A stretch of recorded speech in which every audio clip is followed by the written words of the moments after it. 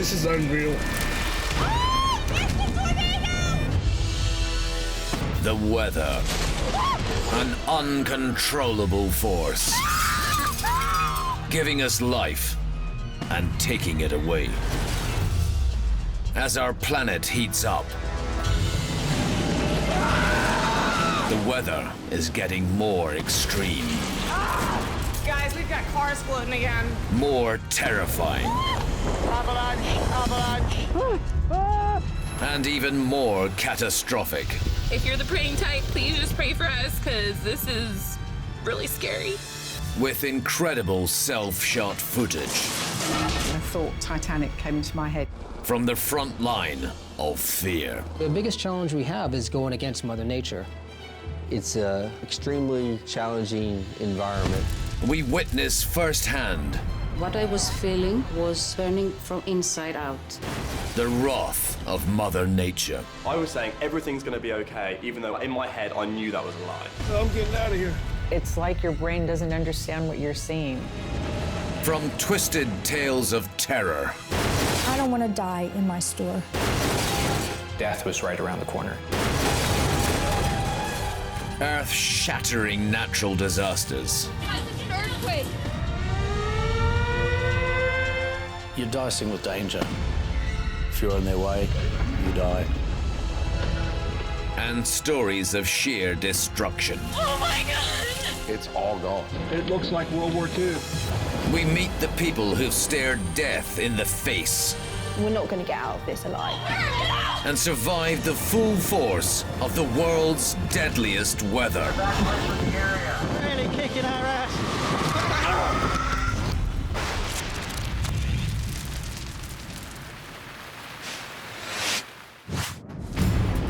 Coming up in this episode, horrific wildfires driven by gale-force winds devastate the east coast of Greece. What I was feeling was burning from inside out. A tornado rips off roofs and catapults cars in Canada. Oh my God, this is gonna hit hard. I need to duck. And in Turkey, it's a desperate battle for survival for three friends trapped in a flash flood. We're actually in real trouble now.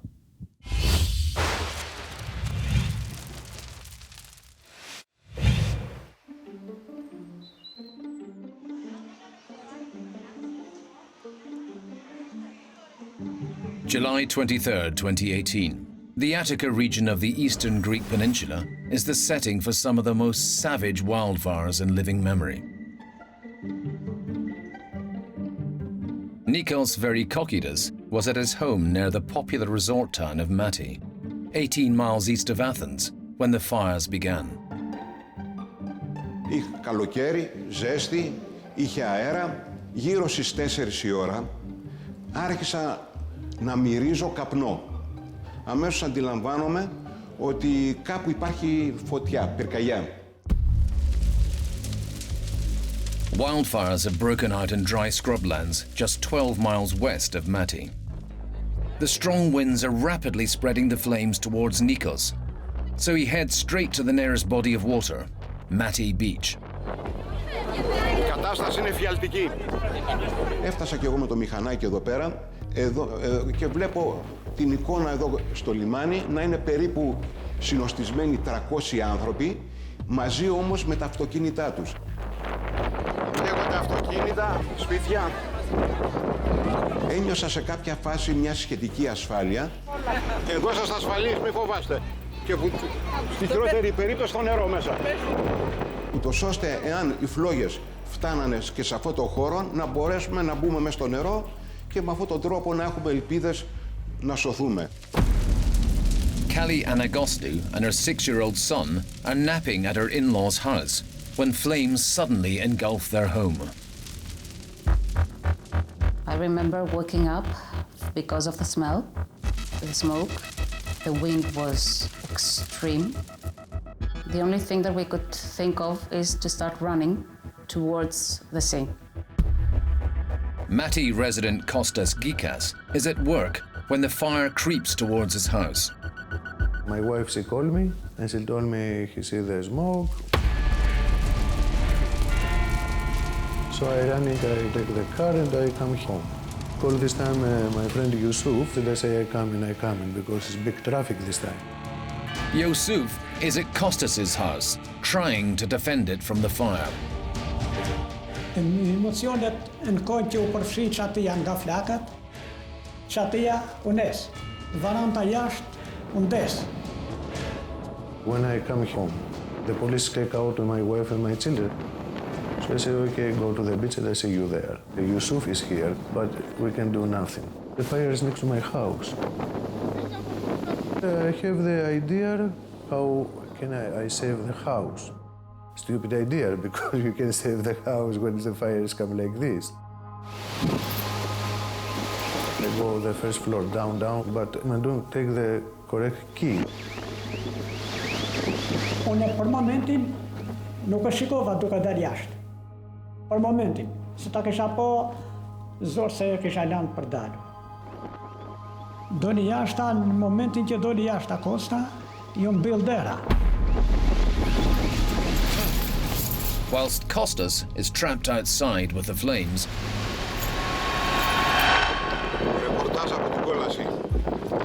on Mati Beach, Nikos is beginning to grasp the sheer horror of the fires.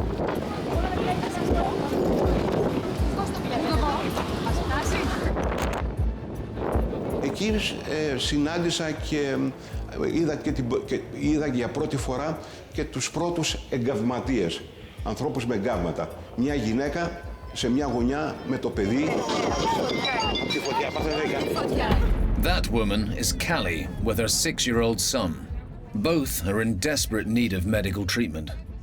The air is so hot, it is burning not only their skin, but also their lungs. I remember hearing people screaming, shouting, people diving into the sea, even people who did not know how to swim, and they were screaming that I cannot swim, but I have to be inside. The wind coming right on us, very hot, along with ashes, along with salt from the sea. Callie's husband, Fanny, is in Dubai on business. I was just following the news minute by minute. I was feeling a bit numb. So I called my father trying to get a little bit more details.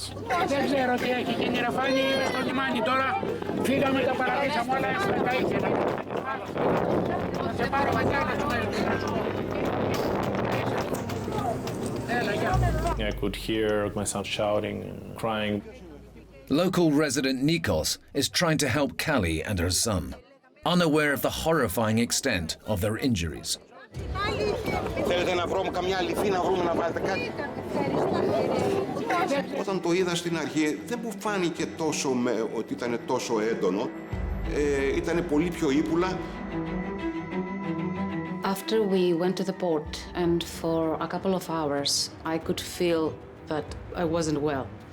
I couldn't breathe. I felt exhausted because of the heat that burned us, which were more than 800 degrees. The 40% of my body was extensively burned. What I was feeling was burning from inside out. Meanwhile, flames are surging through the town's dry woodland, fanned by 60-mile-an-hour winds. As they take over the home of Kostas Gikas, he's locked outside with them. The fire is so strong, and I started coughing. I cannot believe this, what I see in my eyes. Nuk ishe çfarë bëj, se u s'kisha. Këto mbrojt për momentin nuk e disha akoma.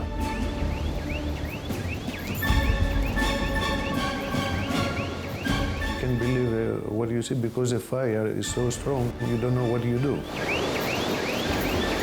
Kostas's cries for help are lost in the deafening roar of the fire. Slowly I go back, and when I go around the corner and I see the fire is come very near,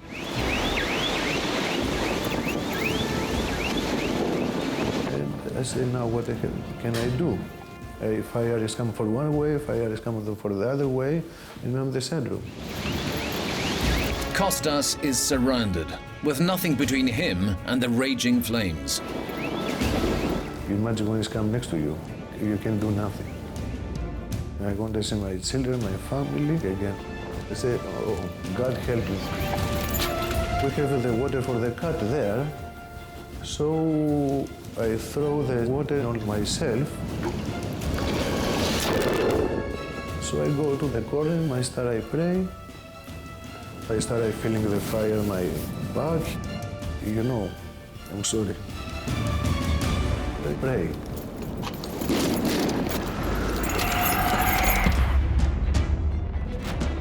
Later, we'll see how the Attica wildfires grew to become the second deadliest wildfire of the 21st century.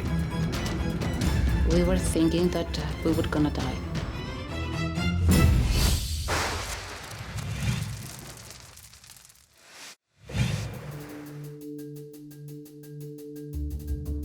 Spreading flames in a wildfire is only part of the wind's destructive power. Tornadoes, a vortex of violently circulating winds that can travel at speeds of up to 195 miles per hour. In Canada, a tornado is about to strike. A woman and her child desperately run for cover at a convenience store as the manager fights against the power of the wind to open the door. With the woman safe inside, the guys have no choice but to hold on for dear life.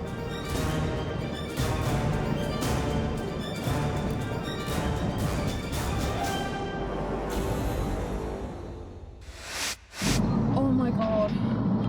In Canterbury, New Zealand, Mother Nature is making the mother of all tornadoes. Coming towards us. Thankfully, they're safe to carry on their journey after their impromptu drag race with a twist. Oh my God, we do not hear these here. Oh my goodness. Trapped in a tornado on a highway in Quebec, this woman is feeling the full force of the storm. Her terrifying close encounter showers her in broken glass, leaving her with cuts and bruises.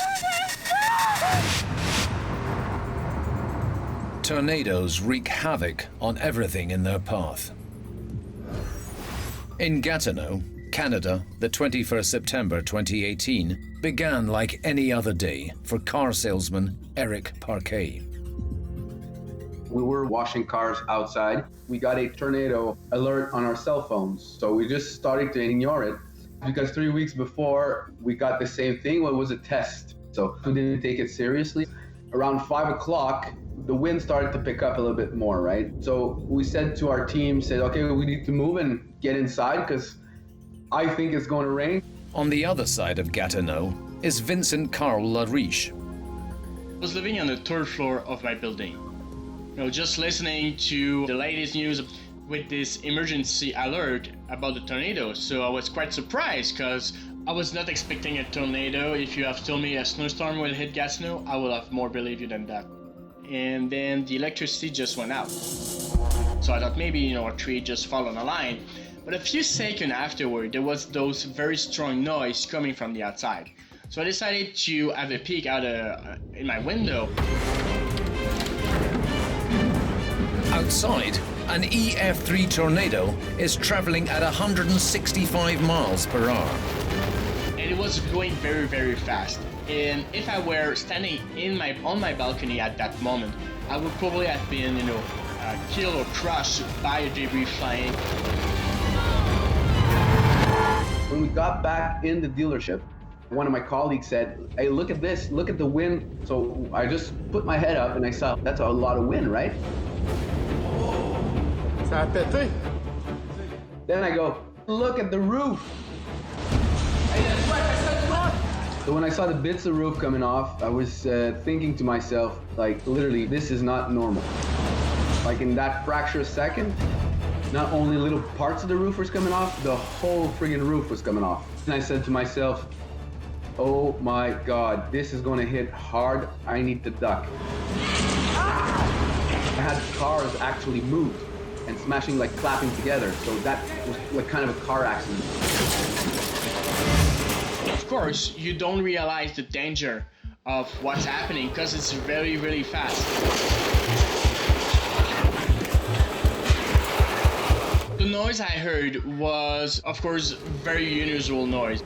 It was just this rumbling sounds of all the debris coming up, you know, from everywhere. At the peak of the tornado, it's just a very big rumbling sound that just never ends. The event is so fast, it's so quick that you don't have time to react, you don't have time to be scared. We started running to take cover. Your adrenaline starts to pump it. The windows are 25 feet high and about literally 45 feet long. So if that was smashing, I was more concerned about our glass hitting us. I don't know if you watched the movie Superman, but I did exactly Superman under the desk.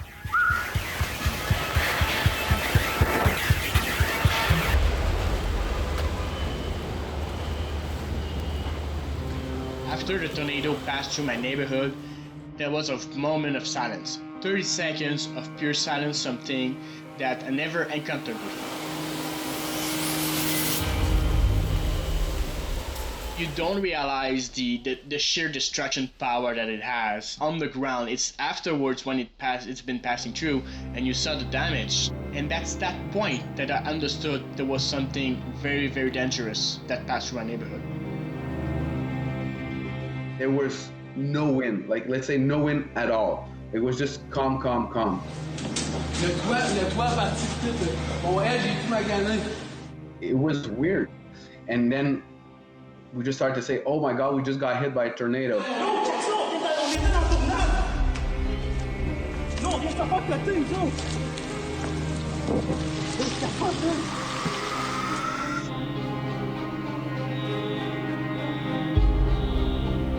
The first image that I saw was a car that was flipped, turned over just in front of me.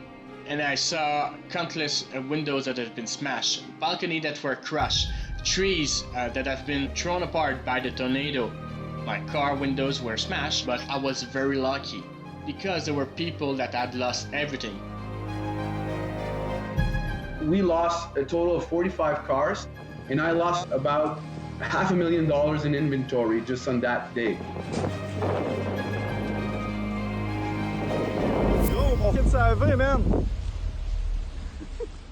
We couldn't operate for about a week. And then after the week, we started to get the electricity back. The Gatineau tornado lasted 40 minutes, covered 25 miles, and was the strongest to hit the region in over 100 years. 25 people were injured and over 200 buildings were damaged. I never experienced a tornado before. After that event, I can tell you that when there's a weather alert, I take it seriously now. Mother Nature can't change anything in a matter of a few seconds. I am more cautious about the weather. Yes, I am. I realized since that day that anything in life can change quickly. Still to come. Wildfires surging across the Attica region of Greece surround a homeowner, leaving him nowhere to run. You close your eyes for a few seconds, you black out. And in Colorado, supersized hailstones pummel tourists and animals at the zoo.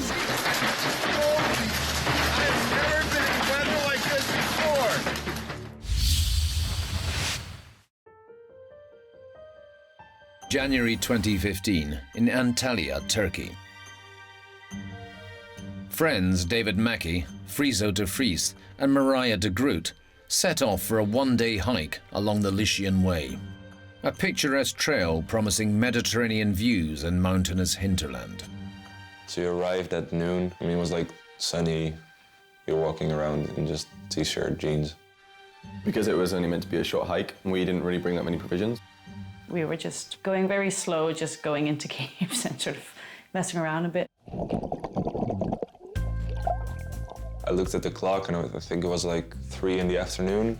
And that was when I started to become a bit worried because I knew the sun would go down in an hour. When it got dark, we were assessing what we should do, and we looked at the path and tried to look in the distance, but we couldn't see anything. So we went off the path and started following an empty riverbed down because we thought that ends up at the sea. That was a big mistake. After a couple of hours trying to navigate in the dark, the trio are now lost in the depths of the valley. Because we already followed that riverbed for quite a long time, so then it was like, we're probably not going to make it tonight, at least not safely. And so we decided, okay, we're going to stay here for the night. Vastly underprepared, with no food or shelter, they bed down for the night. And the next morning, Mother Nature gives them a rude awakening. When we woke up, it was kind of the beginning of the rain. This is where we slept. The dry riverbed got really deep and really fast flowing. Everything around us that was normally dry, all of a sudden all these rivers had been created.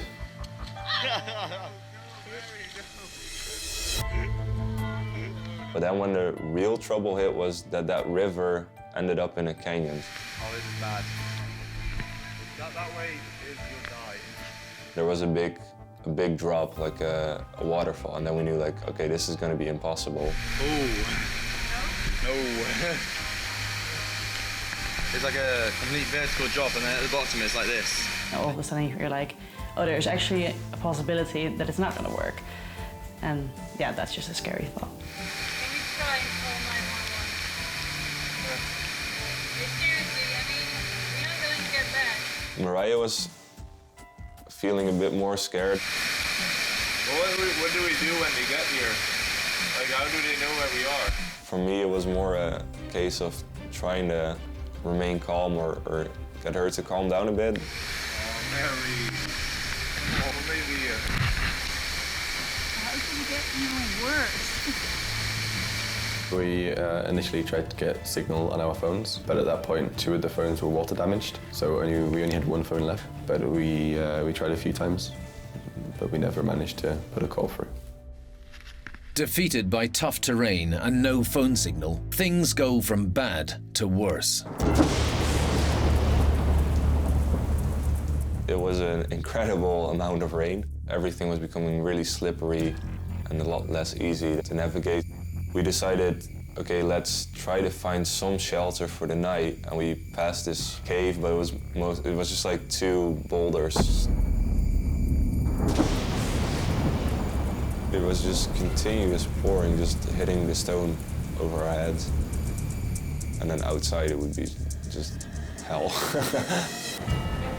Southern Turkey is being pummeled by a severe storm. Wind speeds reach 90 miles an hour, and heavy rainfall causes considerable damage in the area. When it rains, you become more desperate. We were getting really scared at this point.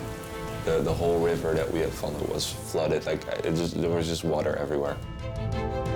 We can't cross the river because it had risen by maybe even like 2-3 meters or something. We're actually in real trouble now.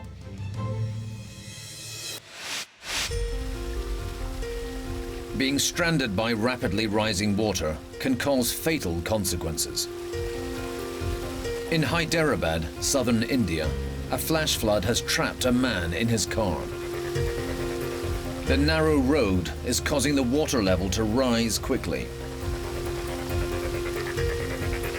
Despite onlookers trying to help, it's impossible for the driver to turn in any direction. In Western Australia, Cyclone Veronica has caused catastrophic flooding, forcing these Aussie blokes to put out an SOS. Proving that even in an emergency, they've still got their priorities straight. In this Indian village, Cyclone Gaja has dropped 20 inches of rain, causing a destructive deluge.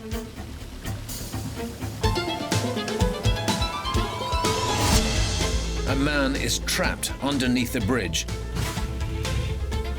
and is desperately trying to avoid being swept away by the strong current.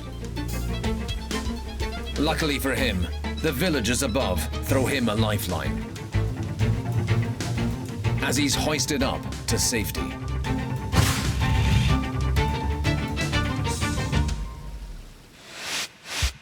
But back in Turkey, there's no such lifeline, as a severe storm has stranded hikers David, Mariah, and Frizo.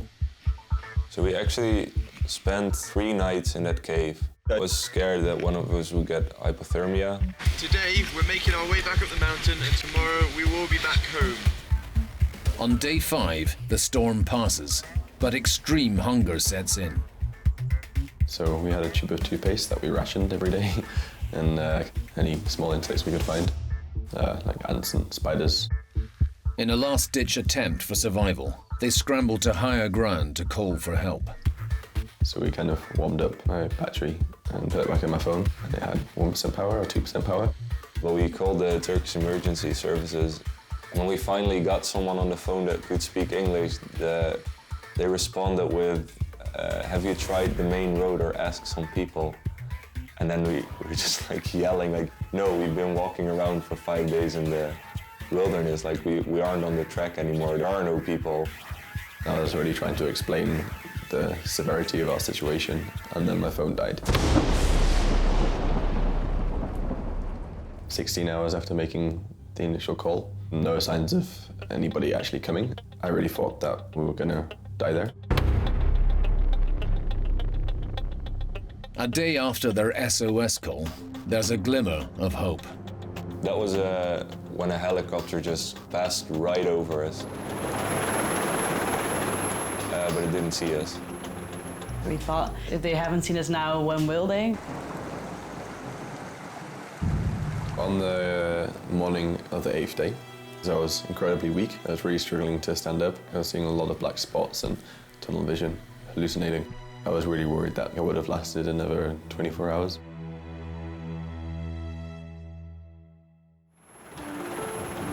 Unbeknownst to the hikers, over 100 people are involved in the search for them. The army, stationed in Istanbul 300 miles away, fly in, and using thermal imaging, finally manage to locate them. I actually realized, like, okay, they've seen us now, and that was just such a moment of relief. You felt lonely and abandoned, but there was actually like this incredible team of people looking for us. I think also in that regard we were crazy lucky. Thank you. Thank you. Exhausted, malnourished and dehydrated, they are immediately taken to hospital to recover. I've heard that it's quite unusual after so many days to still be found alive, so I think we're really lucky.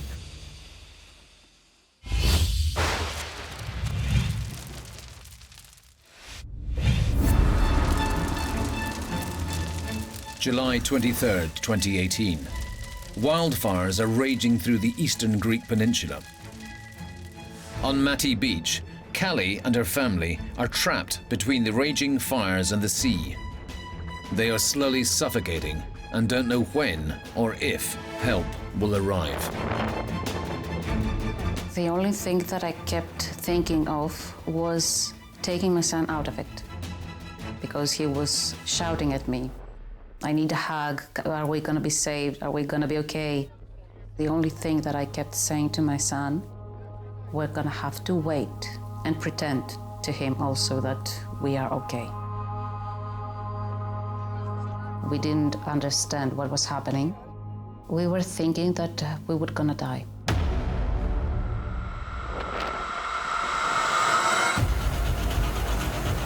Across town, Kostas Gikas is locked out of his house, and with flames all around him, he has nowhere left to run.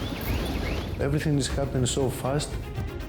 I see the fire is coming to me. You close your eyes for a few seconds and you don't think nothing. You black out. Kostas's friend Josef is fighting the fire from inside the house. Natë kohë I bie deres, Kosta, që të hapin, unë nuk dëgjova të merrën telefon. Josef tha, po djekëm, tha, ku je?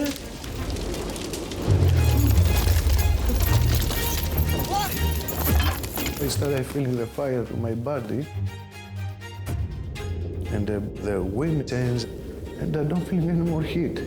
Something like stop the fire, like an angel, I don't know. They call Yusuf, and come Yusuf, he opened the door. I ka jama, në kohën kishte lëshu një kovuj si për në kokë, e që në kovën ujt, I thatë ishte. And Yusuf, no, opened the door. I don't know, I'm deaf now, I believe. Edhe shpëtova një jetë robi. Back at the beach, medical help finally arrives for Callie's son. After about an hour or so, a jeep arrived in order to get my son to a hospital.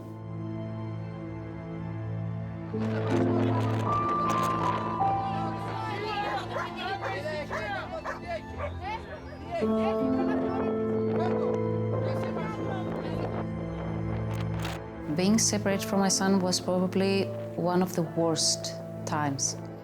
I did not know if he would make it. I did not know if he was scared or if he felt safe. And I did not even know that if I would be able to see him again. Later that evening, Nikos and hundreds of others are still waiting for information. Καθίσαμε σε αυτά τα βράχια μέχρι τις 4 περίπου το πρωί, που η πυροσβεστική μας είπε υπάρχει ασφάλεια και ότι ελέγχεται πια η κατάσταση και ότι είναι ανοιχτοί οι δρόμοι και ότι θα μπορέσουμε επιτέλους να πάμε στα σπίτια μας. Προφανώς βέβαια λέω ότι θα άλλαξε η ζωή σε πολλούς ανθρώπους. Θα το κάνει και το σπίτι τους όταν άνθρωποι είναι αναγκασμένοι να μένουν ακόμα σε κατασκηνώσεις του στρατού. Για αυτούς τους ανθρώπους ήταν καταστροφή. Δεν έχουν σπίτι να μείνουνε. Τρομερό. As the fire dies down, rescue efforts ramp up. After watching the tragedy unfold, hundreds volunteer to help. Artemis Kyriakopoulos travels from Athens to sift through the ashes. The day after, it was like a ghost town. Everything was dust. And then I started feeling so emotional, and we just started looking around for animals or people. They were needing help. All the buildings were burned, and burned animals around us, everywhere. Nothing alive. We were looking at the backyard of an empty building, and I thought I heard something.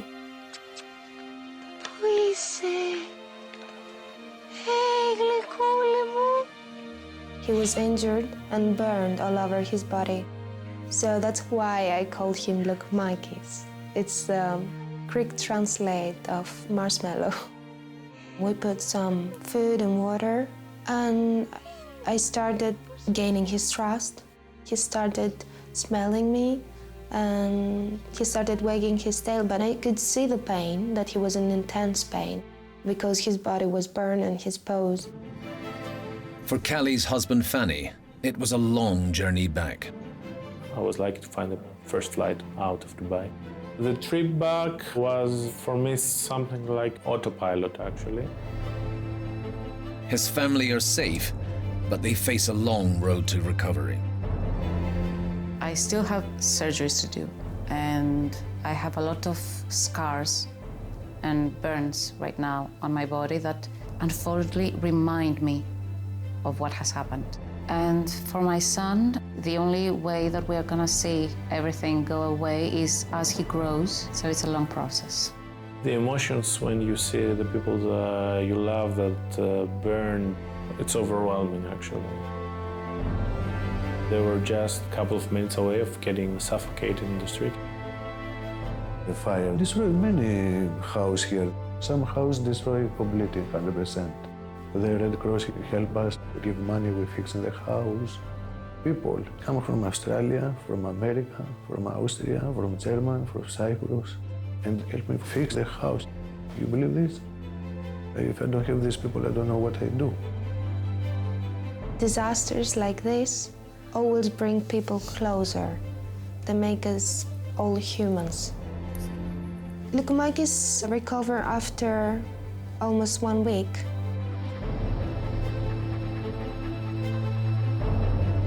When he saw us, he jumped on us, he started wagging his tail and kissing us. It was amazing. Now he's doing great, and we found his forever family. The Attica wildfires claimed 100 lives, and Greece entered a 3-day period of national mourning. For the residents of Mati, it's something that will stay with them forever. Οι μνήμες, η θλίψη για αυτό που έγινε εδώ πέρα και αν θέλετε μας έχει σημαδέψει. I don't know my angel, the God, something to protect me, and I'm still today alive. I don't know what is this, what power this, but I'm sure something protect me.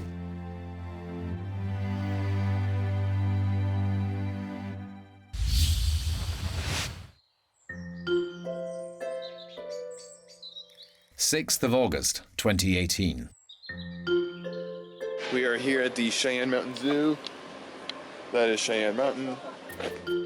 Cheyenne Mountain Zoo, near Colorado Springs. 6,700 feet above sea level, it's the highest zoo in North America. Douglas Higley from Seattle is here on vacation with his wife Stacy and their 3 children. Oh, he's listening here. The whole family was very excited about going. All right, Mom, what was your first pick? My first pick? I think orangutan. So the weather forecast for that day was sunny, mid-80s, beautiful blue skies throughout the morning. Giraffes are right next to your head. Just waiting to be fed. Look at this guy. For my kids, I knew that they would love it. Also at the zoo, Colorado local Vanessa Brock is with her family. We had the best time. We actually had to put sunscreen on because we were getting a little bit too much sun.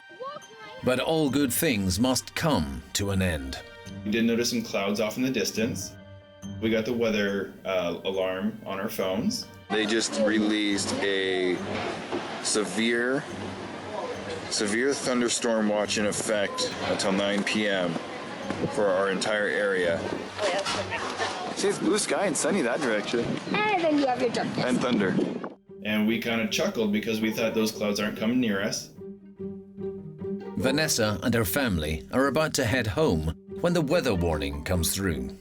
My husband, Scott, he pulled me aside and just told me, I just don't think we should get in our car.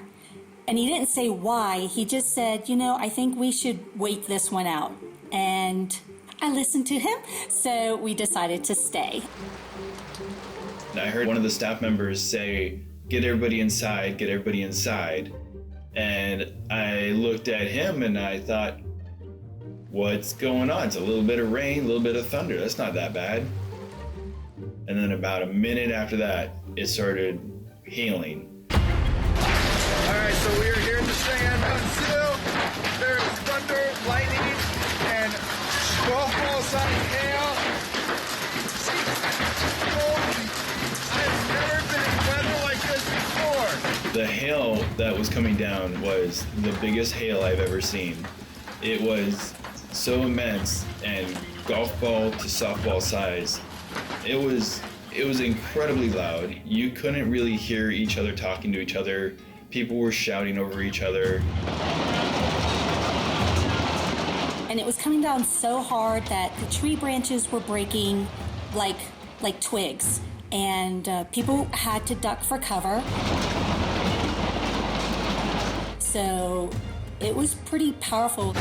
As people and animals run for cover, amongst the chaos, Douglas is separated from his wife and children. It was absolutely terrifying trying to figure out what was going on, how this happened so suddenly, and were my kids okay? Was my wife okay? Who do I try to find first? Douglas is right to find shelter. We're under fire. Ow, that one hurt me. Hail bigger than an inch or the size of a quarter can cause serious injury. And for these guys stuck in a boat in California, there's nowhere to run. In fact, across North America, hailstorms cause more than $10 billion in damages every year. Just busted my window! This woman in Colorado reported hail the size of golf balls crashing through her window. Oh my God. Oh my God, that means my car. Her car probably looks something like this one. Stuck on a highway in what's known as Hail Alley, an area which extends from Texas and Oklahoma up into the Dakotas. The driver of this car is on his way across Colorado when he gets stranded by a severe storm. As the hail relentlessly pummels his car, he waits it out on the back seat, praying that his windshield doesn't cave in. I don't know what to do. All he can do is wait.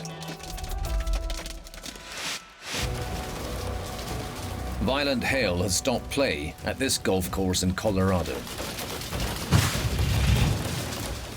As the golfers make a desperate dash for safety, golf ball-sized hail crashes all around them, ruining their game and any chance of finding lost balls.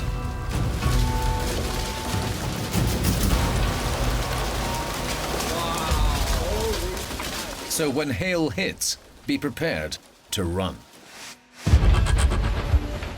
Back at the zoo, Stacy Higley is taking refuge by the entrance, but now she's separated from her family. We've watched it get bigger and start to do damage, and we just watched the big, huge hail balls just destroy everything in the parking lot.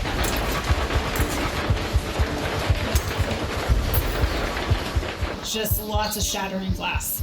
Windows getting busted out. Like, that's the sound that stuck out to me, I think, the most. The director of the zoo, Bob Chastain, is in a meeting when the storm hits. We're used to severe weather, we practice for that, and we run drills every month for different emergencies. And then baseball-sized hail, of course, caught us off guard. Back outside the gift shop, Stacy's husband, Doug, has lost their children. I instantly ran into the gift shop and was searching all over for them. There were people crying, people screaming. One lady had a broken arm.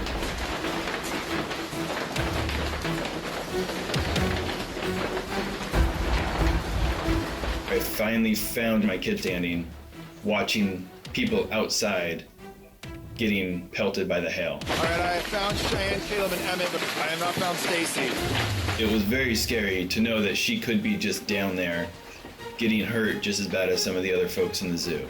So when the hail had slowed down enough, I decided to head back up to the gift shop and find my kids. They were scared. The storm might be over, but for some guests, the worst is yet to come. The hailstorm stopped and we saw our car, everybody's cars, and they were destroyed. I mean, it was a war zone of just hail and glass and car parts. The amount of damage was quite impressive. I've never seen that much catastrophic damage in one setting. Smashed out windows, mirrors busted, bumpers smashed. Got to be freaking kidding me, man. Literally every employee car and every guest car was severely damaged in some way, many to the point where they were undrivable that night. The total cost of the damage was $4.5 million. 14 people were injured by the hailstones, and 5 of the animals were killed. Well, I know we're very blessed and I am thankful that we were somewhere that we had cover that day. You have to respect Mother Nature, and you're like, wow, this is pretty powerful. I'm really glad that my husband stopped us and said, hey, I don't have a good feeling about this. Let's stay. To see Mother Nature be able to change so quickly and just be so dramatic, it was unbelievable and magnificent all at the same time. Weather can strike without warning, but sometimes it's completely and utterly unexpected. In Commerce City, Colorado, these people are enjoying a sunny afternoon in the park when suddenly it starts peeing it down.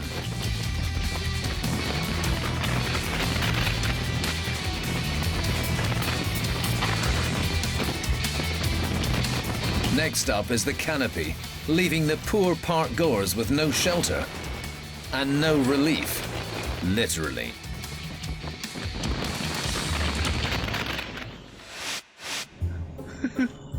Henan Province, China. And this young man has really put his foot in it. When temperatures suddenly soared to 37 degrees Celsius, the road surface started to melt, resulting in a rather sticky situation. But the plucky pedestrian keeps his cool and eventually hot-foots it to the other side.